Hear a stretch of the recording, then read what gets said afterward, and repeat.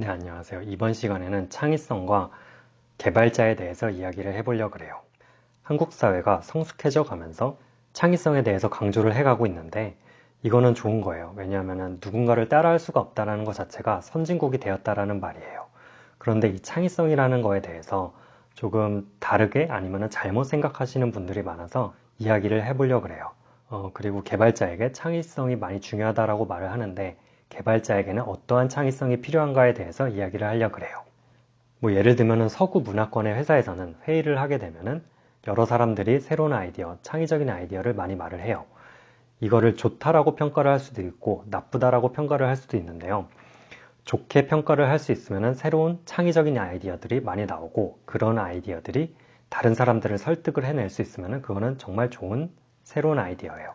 그런데 이 새로운 아이디어가 남들을 설득을 전혀 못한다라면 이거는 그냥 개소리일 뿐이에요. 결국은 설득력이 중요한데 이 설득력은 근거에서 나와요. 근거가 탄탄하다면 새로운 아이디어가 창의적인 아이디어로 평가가 받는 거고요. 근거가 없다면 새로운 아이디어는 그냥 새로운 개소리일 뿐이에요. 이러한 근거는 어떻게 만들어내느냐가 중요하겠죠. 이거는 수렴적 사고와 발산적 사고로 이야기를 할 수 있는데요. 수렴적 사고란 우리가 여태까지 배웠던 거를 기본을 정말 제대로 이해를 하고 있나에 대한 사고 방식이에요.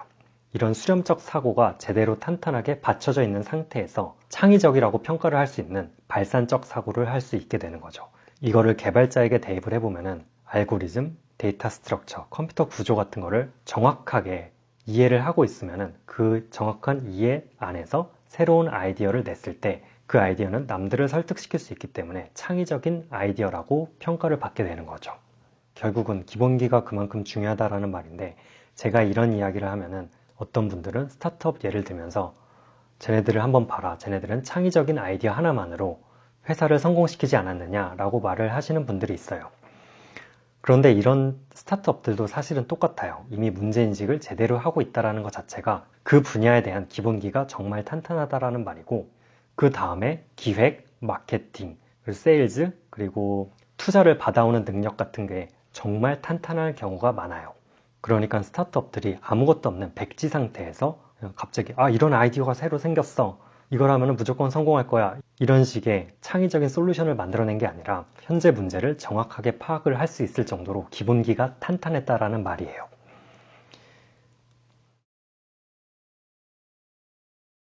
네, 그래서 채널 이름을 코드 없는 프로그래밍으로 만들었는데요. 이건 역설적인 이름이에요. 물론 개발을 하는 과정에서 코드는 정말 중요해요.